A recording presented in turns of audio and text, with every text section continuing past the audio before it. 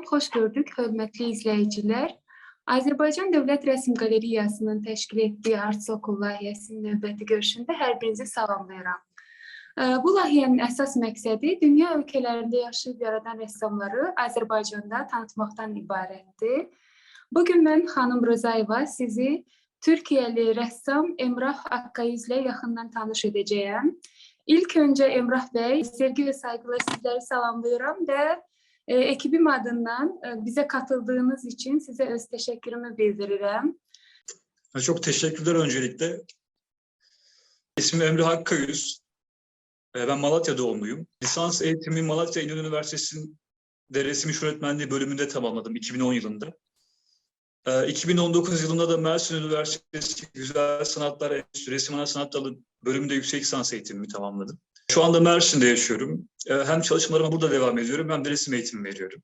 Yaklaşık 2009 yılından beri profesyonel anlamda resim yapıyorum diyebilirim. Çok güzel. Size göre sanat nedir ve sanat eğitiminin önemi nedir? Sanatın ne olduğu sorusunu cevaplamak için öncelikle yani günümüze kadar üretilen sanatsal üretimlerin hepsini kapsayan bir tanım yapmak gerekir. Yani çünkü sanat insana ait çeşitliliğe açık bir alan. Yani bu yüzden genel haliyle sanatı şöyle tanımlayabilirim. Sanat bir yeniden sunum, yeniden aktarımdır aslında. Ya dış dünyadan aldığımız somut verileri, ya zihinsel süreçten geçirdikten sonra ya yeniden sunmaktır bana göre. Sanat eğitiminin öneminden de kısaca bahsetmek isterim. Bireyin sanatsal deneyiminin çok önemli olduğunu düşünüyorum. Yani çünkü bu kişiliği şekillendiren bir şey. Özellikle hani çocuk yaşta alınan eğitimin yani bireyin sonraki yaşamı için veya toplum için çok önemli olduğunu düşünüyorum. Yani çünkü sanat eğitimi kişinin kendini anlamasını, ifade etmesini ve anlamlandırmasını sağlar. Yani bir kişinin ruh halini örneğin ya o kişinin dinlediği müzik türünden anlayabiliriz.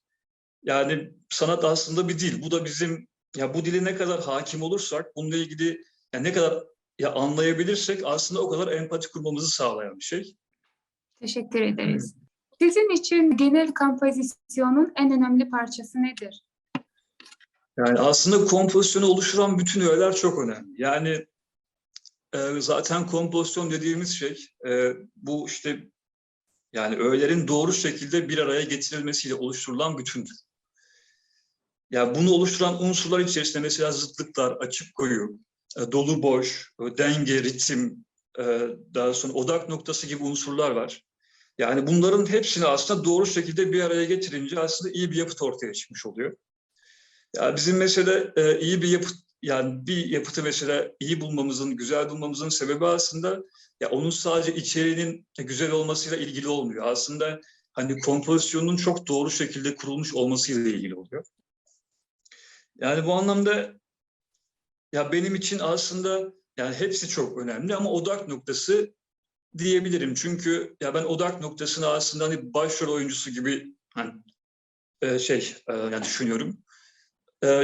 Bunun yanında kullandığım diğer imgeler, işte renk vesaire diğer unsurlar aslında bunu destekleyen, aynı zamanda içeriye katkı yapan şeyler. Yani bir yapıtla karşı karşıya geldiğimizde çünkü yani onun üzerinde gözümüzün gezmesini sağlayan şey işte bahsettiğim ritim, denge vesaire gibi unsurlar ve bu yüzden hepsi çok önemli aslında. Resmin bittiğini adeta nasıl anlıyorsunuz? Yani ben çalışma tarzından dolayı mesela katmanlar şeklinde boyuyorum. Yani kat kat boyuyorum. Bu bazen 2 kat, bazen 3 kat. Yani aslında bu tamamen benim ikna olmamla ilgili bir şey. Resmin bitmiş olduğuna ikna olduğumda resim bitiyor. Uzun sürüyor mu bu yoksa? Evet, genelde hani uzun hani mesai harcıyorum. Ama mesela resim eksikken bile mesela 1-2 kat işte bazen tabii tek katta bitirdiğim resimler de oluyor. Şimdi kullandığım bazı teknikler var. Bunlar sayesinde hani o süreyi biraz daha kısaltma şansım oldu. Ama mesela başka birisi resmi gördüğünde hani onun bitmiş olduğunu düşünebiliyor. Ama aslında hani bu da onun bu tarz resimlerle ne kadar karşı karşıya geldiği, deneyimlemediğiyle ilgili bir şey oluyor aslında ama yani tamamen benim ikna olmamla ilgili bir şey. Sanatta özgürlüğü ve üretkenliği geliştirmek için ressam karşısına hangi kurallar koyuyor? Yani bu aslında sizin yani yaptığınız işle kurduğunuz yani ilişkiyle ilgili bir şey. Yani hayatınızın neresinde olduğuna karar vermenizle ilgili bir şey. Yani ben bunun için çok fazla deneme yapmak gerekli olduğunu düşünüyorum. Yani sonuçta bu ya deneme yanılma yöntemiyle gelişen bir şey. Ve çok üretmek gerektiğini düşünüyorum. Yani çünkü deneme yanılma sonucunda kazandığımız tecrübelerle ya ilerleyen bir alan aslında bu. Belki sanatın her alanı böyle yani. Sosyal medyada izleyici kütlesi oldukça fazla olan, daima etkileşimde bulunan sanatçılar hakkında ne düşünüyorsunuz? Yani sosyal medyanın aslında bu seyirci, galeri, sonra sanat eseri deneyimini farklı bir noktaya taşıdığını düşünüyorum. Yani aslında birçok olumlu yanı var. Hatta olumlu yanların daha fazla olduğunu söyleyebilirim. Ya özellikle hani Instagram mesela sanatçıların veya tasarımcıların portfolyolarını sunduğu bir alan haline geldi. Ya benim için de böyle. Ben de zaten işlerimi Instagram hesabımda paylaşıyorum. Yani bu anlamda daha geniş kitlelere ulaşmasını sağlıyor sanatçının. Aynı zamanda hani galeriler, küratörler vesaire yani daha kolay ya ulaşmalarını sağlıyor. Aynı şekilde işte onların da sanatçıya daha kolay şekilde ulaşmasını sağlıyor. Ama bunun yanında tabii olumsuz etkileri de var. Bu ne olabilir? İşte özellikle hani genç sanatçılar, yeni başlayan genç sanatçılar için yani oradaki belki beğeni sayısı, sonra popüler olma durumu yani onları etkileyebiliyor. Yani hani sosyal medyada popüler olan bir işin veya bir sanatçının işlerinin hani iyi olduğunu söyleyemeyiz aslında her zaman. Bu da aslında birbirine benzeyen işlerin çoğalmasına hani sebep oluyor. Ama ben hani olumlu yanlarının daha fazla olduğunu düşünüyorum bu anlamda sosyal medya kullanımı. Evet.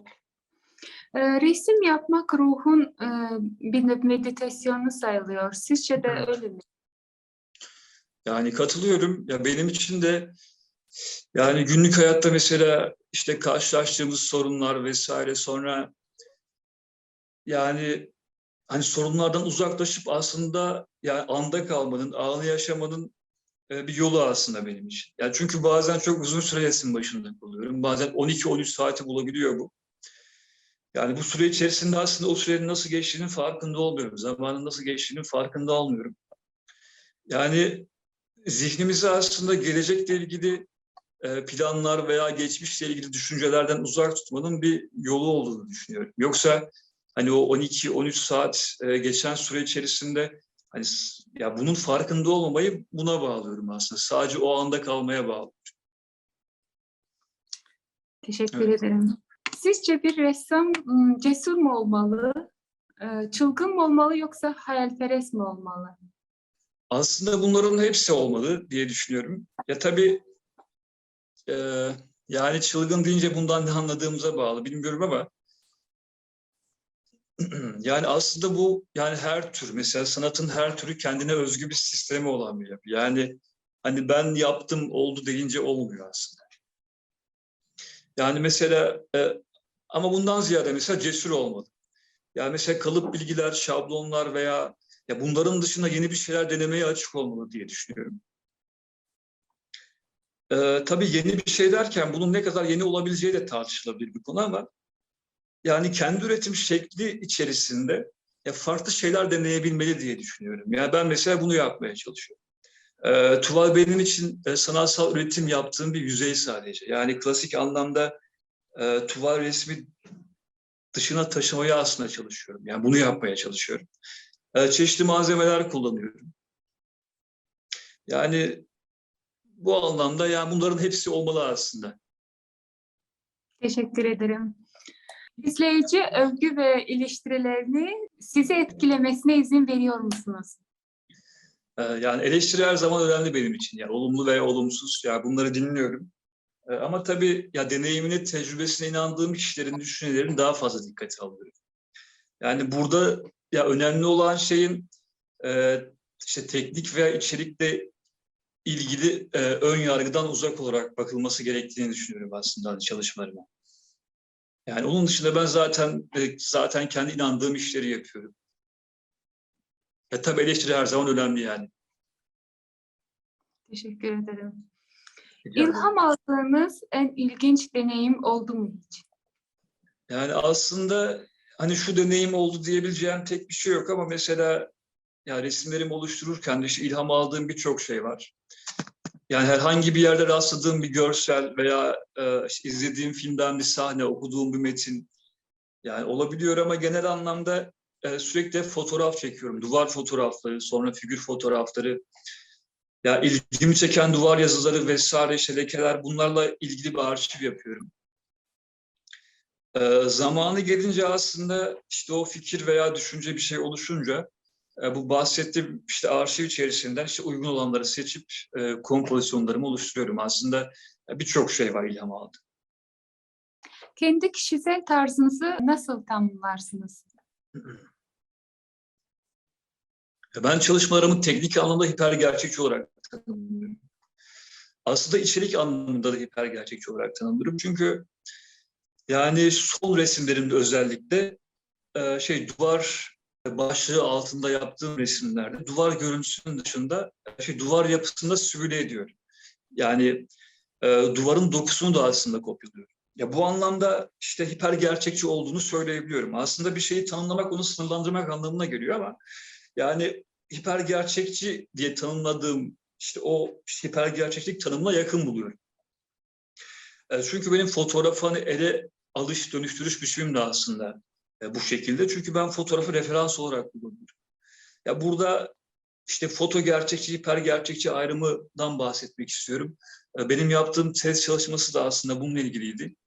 Yani fotoğraf foto gerçekçi için fotoğraf aslında fotoğraf yüzeyinin kopyalanmasından ibaret. Yani fotoğraf yüzeyini kopyalıyor aslında. Benim içinse fotoğraf bir referans sadece. Ben fotoğraftan bakarak resim yapıyorum.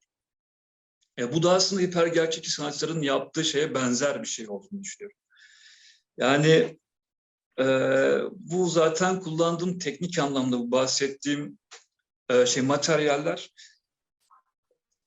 veya kavramlar, işte sembolik öğeler aslında içeriye katkı yapan şeyler. Bu hipergerçekçi dediğim şeyi güçlendiren şeyler.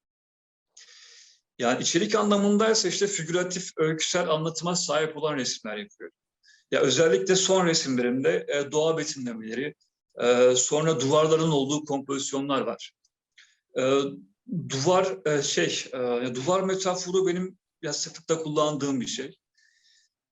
Yani duvar fotoğrafları, ya duvar imajlarını aslında yüzey üzerinde yeniden yorumluyorum. Ya orada bir simülasyon yaratıyorum. Ya içerik olarak da zaten işte bazen figür manzarayı seyrediyor, bazen duvara dönük figürler var. Aslında bahsettiğim anlatıyı örnekleyen şeyler bunlar. Teşekkür ederim. Rica ederim. Günümüzün sanatçısının üstesinden gelmesi ne gibi zorluklar vardır?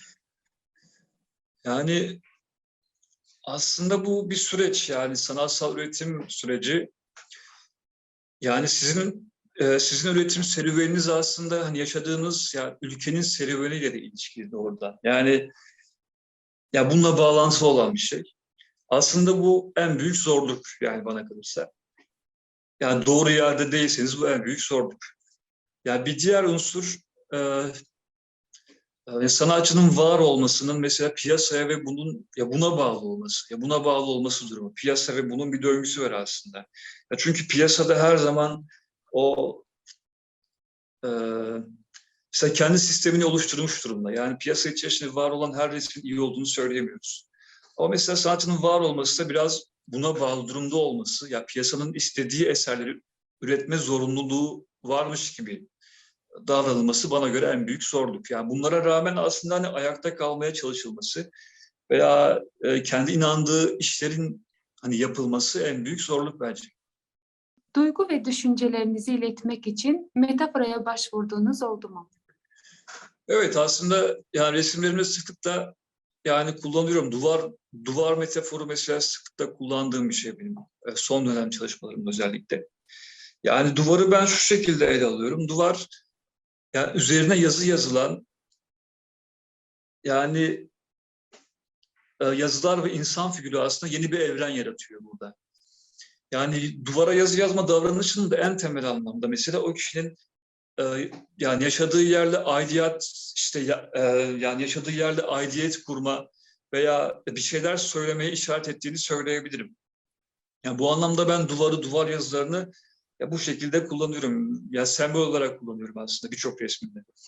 Ya duvar aynı zamanda hani birçok kişide yani engeli çağrıştırıyor ama ya bunun yanında mesela kendini ifade edebileceği özgür bir alan aslında. Ya çünkü mesela duvara yazı yazdığımızda oraya biz yani istediğimiz her şeyi yazabiliyoruz. Bu siyasi olabilir, başka şekilde bir söylem olabilir. Yani bunun altına mesela imza atmak zorunluluğumuz olmuyor. Aslında herkese açık bir mecra yani duvarlar bence. Ben de resimlerimde bazen bu şekilde kullanıyorum.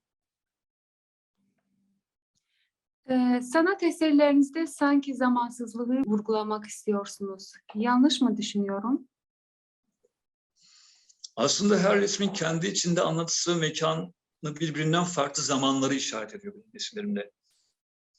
Ama burada ya zaman diye bahsettiğimiz şey işte Hegel'in de e, Zeitgeist diye bahsettiği zamanın ruhu kavramından bahsetmek istiyorum. Burada kimse kendi zamanını aşamaz. Zamanın ruhu onun da ruhudur diye bir söz var.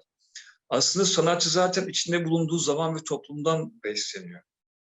Ya benim de resimlerim aslında yani şu anda bulunduğum zamanı belki geleceği işaret eden şeyler olabilir. Yani kullandığım mekanlar ise mesela işte kurguladığım mekanlar yani anlatının aslında işte bahsettiğim içeriği, işte anlatının hangi zamanda ve nerede geçtiğinden bahsediyor. Yani zamanın ruhu dediğim kavram da ya içinden geçilen toplum, işte yani içinden geçilen toplumsal dönem ve aynı zamanda geleceğe dair beklentilerin olduğu bir durumdan bahsediyor. Yani son dönem resimlerimi aslında bu başlık altında topladım. Teşekkür ederim. Rica ederim. Dünya sanat eserlerinden sadece birine sahip olma hakkınız olsaydı bu hangisi olurdu? Yani özellikle aslında hani şu resim olurdu diyebileceğim bir resim yok. Yani ama benim ilham aldığım sanatçılar var. Hani çok ya sanat eğitimine yeni başladığım dönemde daha çok Caravaggio, Rembrandt, Velázquez gibi ressamların resimlerini çok beğeniyordum. Yani onları takip ediyordum. Onların resimlerine bakıyordum. E, Sonra David Frederick var. Şimdi yeni dönemden mesela Gerhard Richter, Chuck Close gibi sanatçıların resimleri var. Daha hani Chuck Close özellikle mesela bir sefer gerçekçi işler üreten bir sanatçıydı. Sonra Anselm Kiefer var. Bunlar benim etkilendiğim sanatçılar. Yani bunların çalışmalarını severek izliyorum yani. Onun dışında hani şu sanat yapısına sahip olmak isterdim diyebildiğim bir sanat yapıtı yok. Teşekkür ederim. Rica ederim. Sanatsal başarı kazanmak ve olgun bir sanatçı olmak için neler yapılabilir? Yani burada aslında sanatsal başarıdan ne anladığımız önemli. Yani sanatsal başarı dediğimiz şey sanat piyasası içerisinde yani var olmanızla veya işte iyi işler üretiyor olmanızla ilgisi yok aslında. Yani tam olarak bununla ilgisi yok. Yani vasat işlerde üretirseniz sizi destekleyen birilerinin de olması aslında veya işte bir spekülasyon yaratmak sizi ya piyasa içerisinde var edebilen bir şey. Ya buradaki spekülasyon sözcüğü aslında her zaman olumsuz anlamda kullandığım bir şey değil. Yani belki içerik anlamında çok dikkat çekici e, bir şey de olabilir bu. Ama bu genellikle suistimal edilen bir şey. Bahsettiğim spekülasyon yaratma sözcüğü. Yani sanatçıyı genel anlamda hani piyasanın yönlendirdiği düşüncesi daha ağır basıyor bende. Yani hani ilgilenilen konu aslında nitelikten ziyade daha çok hani ya tabii bu da önemli aslında. İşte kaç sergi yaptığınız ya da işte kaç paraya resim sattığınız gibi durumlar. Yani sanat piyasasında mesela iyi satış yapan resimlerin hepsinin hani iyi işler olduğunu söyleyemeyiz. Yani bu aslında sanatsal başarı mıdır? Yani sayılır mı? Bundan emin değilim. Ama ben her şeyden önce mesela sanatçının çok üretmesi gerektiğini düşünüyorum. Yani deneyimlemeli, izlemeli, takip etmeli. Yani döneminde yapılan işleri takip etmeli ve inandığı işleri yapmalı diye düşünüyorum. Yani sanatsal başarı bence bundan ibarettir. Emrah Akkayüz'ün canlandırdığı kişilerin yüzleri hangi kriterlere göre seçiyor?